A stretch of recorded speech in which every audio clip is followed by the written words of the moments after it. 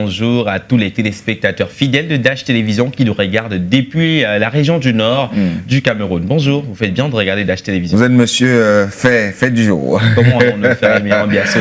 Il faut impérativement que les téléspectateurs de Dash Télévision soient toujours informés de tout ce qui se passe dans le Cameroun entier, même si parfois ce sont de mauvaises nouvelles, peu importe. On prend plaisir d'informer la population camerounaise et même africaine, pourquoi pas. Et tous ces derniers temps, il y a de mauvaises nouvelles quand même. Tellement de mauvaises nouvelles, Myriam Biasso, et la nouvelle de ce matin, elle est encore plus mauvaise que les anciennes. Très mauvaise? Oui. Bon, on va pas dire quand même très mauvais parce que cette nouvelle, cet événement, elle n'a pas encore vraiment trop impacté parce que tous les Camerounais sont figés sur une affaire, l'affaire du petit Mathis. Donc, les Camerounais actuellement réclament justice pour l'affaire pour le petit Mathis. Donc, c'est ce qui a fait en sorte que l'événement en question est en train de vouloir passer inaperçu, mais ça n'empêche pas qu'on en parle. Il s'agit de quoi même. On parle aujourd'hui, chers téléspectateurs, d'en faire un événement, une analyse. C'est le fait du jour sur Dash Télévision. Un jeune garçon âgé d'une vingtaine d'années a froidement assassiné son beau-père au quartier Ekounou. Nous sommes là dans le 4e arrondissement de la ville de Douala. Ce dernier réclamait une somme de... la ville de Yaoundé, vous voulez dire? Oui, dans la ville de Yaoundé, je voulais dire. Qu'est-ce que j'ai dit? La ville de Douala. Voilà, nous sommes dans la ville de Douala, chers téléspectateurs. Voilà, nous sommes dans la ville de Yaoundé. Nous sommes dans la ville de Yaoundé, chers téléspectateurs, j'allais le dire. Donc, un tragique incident comme ça qui se produit dans la matinée de jeudi aux environs de 5 heures dans le quartier Ekounou. C'était à Yaoundé. Un homme d'une trentaine d'années connu sous le nom de Rambo, un certain commerçant. Il vendait donc de la viande braisée quelque part dans le coin. Il a été mortellement poignardé à coups de machette, à coups de couteau par son beau-fils, c'est-à-dire le fils de sa compagne. Sur les témoignages recueillis auprès du voisinage, une violente dispute aurait éclaté entre la victime prénommée Steve et sa compagne à l'origine de la querelle. Une somme d'argent de 210 000 francs CFA que l'homme réclamait à sa petite amie. Ne parvenant pas à calmer la situation, cette dernière aurait alors appelé en renfort son fils. Le jeune homme âgé de 20 ans se serait donc présenté sur les lieux armé d'un couteau. C'est avec cette arme blanche qu'il aurait porté un coup fatal au cou de Steve, entraînant ainsi sa mort sur place. Le présumé assassin décrit par plusieurs riverains comme jeune délinquant bien connu de la population. Une enquête a donc été ouverte par les forces de l'ordre pour retrouver et faire toute la lumière sur ce drame familial qui secoue le quartier Ekounou dans le 4e arrondissement de la ville de Yaoundé, chers téléspectateurs et Myriam Biasso. C'est très triste cette histoire. Ça nous enlève le sourire. Bon. Comment un enfant peut, on dirait son beau-père, d'une certaine manière. Comment il peut prendre le couteau pour ôter la vie à son beau-père? C'est très triste, ça. C'est vraiment très triste. Ou une histoire d'argent en plus. Déjà, au Cameroun, ça devient monnaie courante, des assassinats, des crimes de ce genre et tout et tout. Et on se pose vraiment des questions à un moment de savoir à quel moment sommes-nous arrivés là? À quel moment sommes-nous arrivés là où chaque personne peut prendre un couteau, un poignard et ôter la vie à n'importe qui, à n'importe quand et même n'importe où au Cameroun, donc ça devient déjà monnaie courante. Et on se pose des questions, on s'inquiète vraiment de la situation.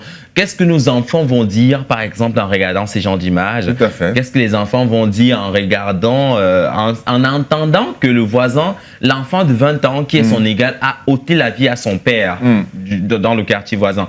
Donc déjà, ça impacte beaucoup la mentalité même de nos enfants, des enfants au bas âge qui se laissent parfois emporter par cela. Et on se pose tellement des questions. Il faut rappeler que le nommé Steve, ou bien Rambo, comme on l'appelait, était âgé d'une trentaine d'années, alors que sa compagne, qui était par ailleurs enceinte des jumeaux, voilà, d'après le voisinage, elle était donc enceinte des jumeaux.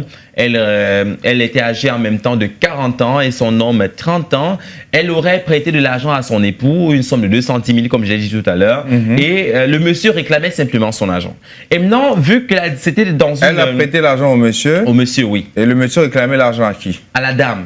Mais comment elle peut emprunter de l'argent au monsieur et lui il réclame de l'argent à la dame? C'est la dame non, j'ai dit bien que le monsieur a donné de l'argent à la dame. Ah, d'accord. Un argent qui devait revenir plus tard. D'accord. Donc c'est le monsieur qui a emprunté de l'argent, le monsieur qui a remis de l'argent à la dame. Exactement. Donc c'est la dame qui a fait un prêt. Oui. Et le monsieur voulait rentrer en possession de son argent. Oui. Parce qu'il faut dire qu'ils ne sont pas mariés légalement. Ils vivaient donc en concubinage. Mais malgré ça, la dame portait donc l'enfant du monsieur.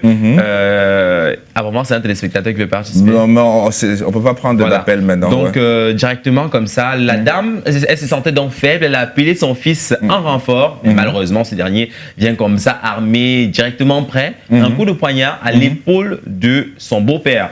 Et si vous avez également remarqué l'image, le monsieur a tenté en même temps de s'échapper. Il a tenté en même temps de crier au secours à la population. Malheureusement, il va donc perdre la vie au niveau des escaliers et la population était vraiment sous le choc. Et Emerand Biasso. Ça fait très mal quand même, ça fait très très mal. Bon, sortons de cette tristesse, Valdez Photo, sinon on aura la journée compliquée. Parce que déjà, il y a déjà l'affaire du père de l'idole qui fait couler beaucoup d'encre de salive. Je préfère qu'on dise un peu Monsieur Noirfort. Monsieur Noirfort. Oui, parce que en disant Monsieur le père de l'idole, ça, je me dis, Emerand Biasso, quand même, au moment, ça affecte un peu beaucoup. Ça affecte beaucoup déjà que l'idole, en même temps, est très affectée par cet événement.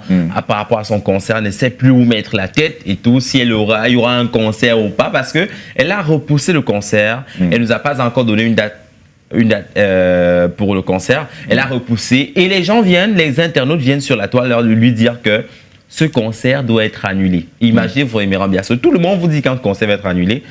À quel moment, comment est-ce que vous allez trouver le courage d'aller faire un concert que tout le monde ne veut pas? Donc là, ça devient compliqué pour elle actuellement. À chaque moment qu'on parle de son père, on mentionne également, à chaque moment qu'on parle de Monsieur Noirfort, on mentionne le père de l'idole.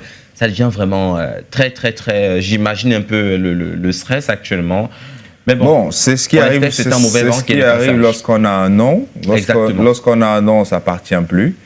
On devient pour le public. Donc, du coup, le public, parfois, à un moment donné, mélange tout. Donc, on peut comprendre le fait que certaines personnes, rapidement, font le rapprochement pour, évidemment, essayer, autant que faire se peut, de réclamer justice. Merci beaucoup, Valdez Photo. Nous sortons de là. Merci. Et justement, on va dire qu'avec vous, ce matin, nous allons penser à une personne qui célèbre un an ce matin, une bougie de plus. On pense justement à Daniela Djawa, téléspectatrice depuis Bonamoussadi ce matin,